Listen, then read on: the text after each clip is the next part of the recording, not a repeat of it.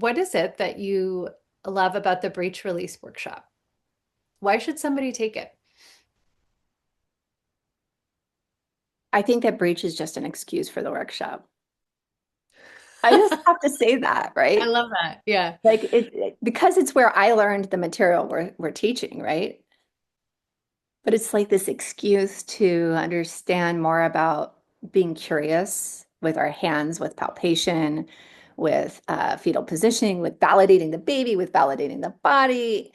And you know what else I love about the workshop is that I believe it's time that we have a midwifery way of learning the skills that we're talking about, but then also learning in that way in the right brain where we're using art and storytelling and touch and receiving and um, curiosity about different resources and ways to approach the class. So there you go. That's my stoked on the breech release workshop. What do you really like about this course? Well, I'm really glad that you dove right into it not being about breech, and that it is an opportunity to hone midwifery craft skills or bodywork craft skills and presence. The breech is the excuse, and breech is, yeah, the doorway to a lot of awareness and to embracing the power of uncertainty.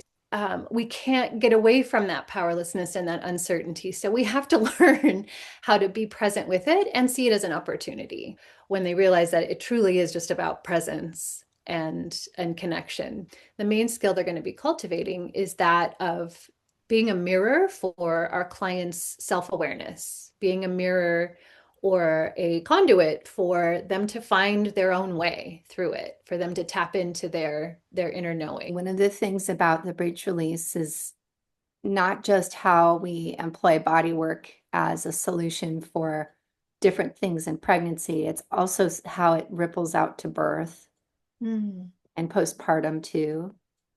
Um, it just increases your mindset, increases your skills. In the breach release workshop, we spend a lot of time with dialogue, which I feel like things like consent and communication skills and mindfulness sort of get lip service in many workshops, and then they get to the thing of the workshop.